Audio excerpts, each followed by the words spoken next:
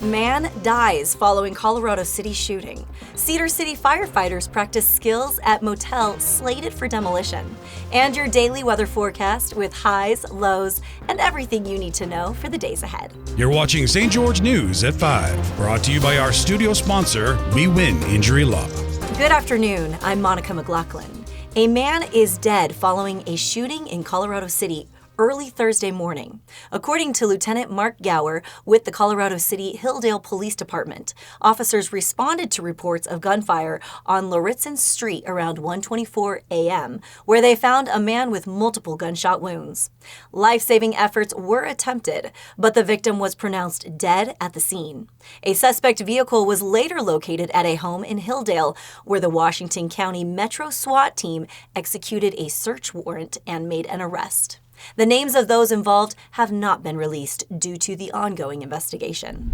Cedar City firefighters conducted live fire and rooftop ventilation drills at a soon-to-be demolished motel on Main Street as part of a 2-day training exercise.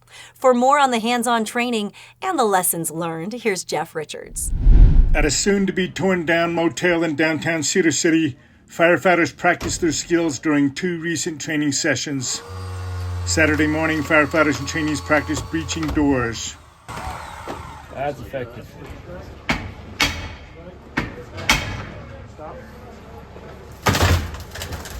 There we are.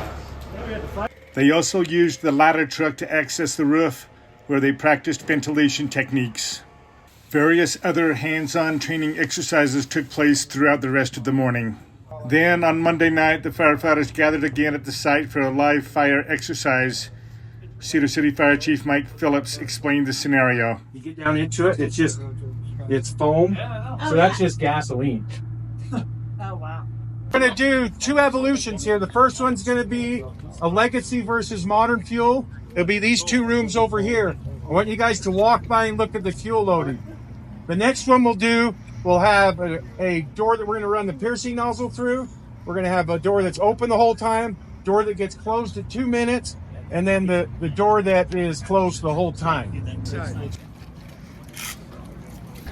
Chief Phillips then handed out flares to Cedar City Council members so they could go inside the rooms and ignite them. Okay, go ahead and light her.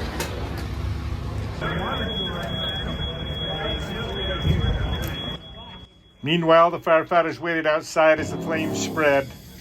At the 10-minute mark, they were given the go-ahead to extinguish the blaze. Put it out! Put it out!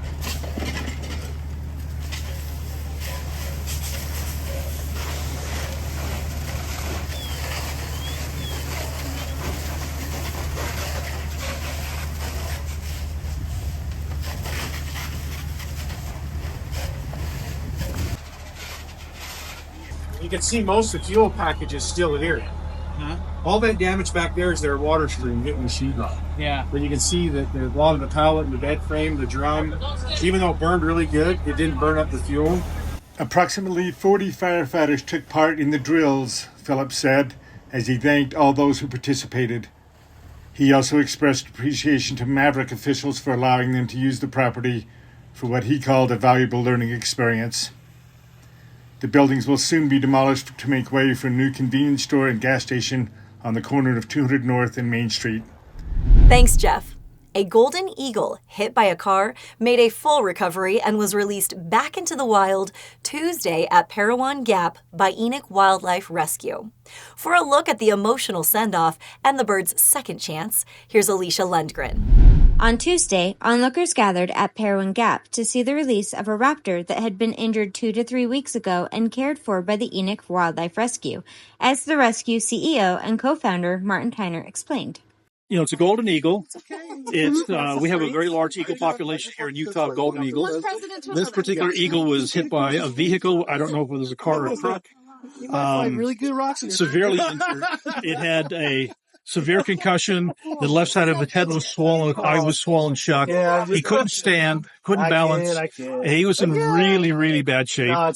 And we got him to our rescue center and basically got some fluids into him. And then with a concussion, you're just a wait and see. The eagle was released by Washington City resident Mitch Elwood, who said it was in honor of his fallen comrade Ryan Copeland. Copeland served with Elwood in the U.S. Army Special Forces and died in the line of duty. Elwood said the event wasn't just healing, but also amazing. Where you heal in the process of watching something amazing. So which, if you think about what changes us for the better, usually wraps around some kind of emotion. Because emotion, when it floods us, it creates something permanent in ourselves. Where instead of just seeing something and let it be fleeting, it's wrapped around emotion. It stays. Tyner and Elwood climbed up a nearby hill where the bird was released and soared over attendees. Thanks, Alicia. Let's take a look at your daily weather forecast brought to you by Casablanca Resort and Casino. In St. George, it's currently 83 degrees. Tonight, temperatures will dip to a low of 57, and tomorrow will be partly cloudy and breezy with a high near 83 and an overnight low of 55. Over in Mesquite, it's currently 86 degrees. Expect a low of 63 tonight and a high of 86 tomorrow with similar overnight temps around 58 degrees. In Cedar City, it's a cooler 68 degrees right now. Tonight's low will drop to 46, and tomorrow's high will reach 69, with another low of 43 degrees expected by nightfall. A thrilling finish on the fairways as Crimson Cliffs takes the Region 9 girls golf title in a tiebreaker over Cedar. Here's Aaron Crane with your local sports update.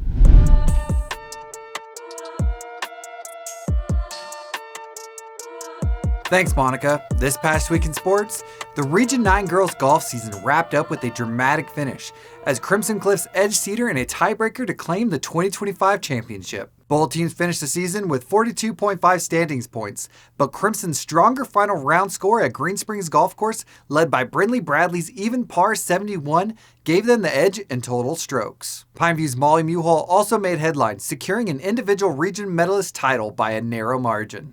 Up next, all eyes turn to the 4A State Tournament set for May 7th and 8th at Southgate Golf Club in St. George. Now back to you, Monica. Thanks, Aaron.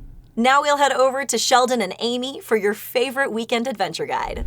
That's right, so many great events happening this weekend, starting right here at Findlay Hyundai. Sheldon, we're giving away a car. You can get a car for free right here. I just got to get over here on Saturday. There's also some great live music this weekend. So What at the Bumbleberry. We've got Mr. OK at the Hive this weekend. So many great places. And Shakespeare in the Park in Santa Clara. What? So many great things. And don't forget, Red Cliffs has their concert series going on. Check out our full list of weekend events on our T-Drive listing on stgeorgenews.com. Now back to you in the studio. Thank you for watching St. George News at 5. To learn more about our studio sponsor, We Win Injury Law, go to wewininjurylaw.com. I'm Monica McLaughlin with St. George News, your #1 source for local news. This has been St. George News at 5, brought to you by We Win Injury Law.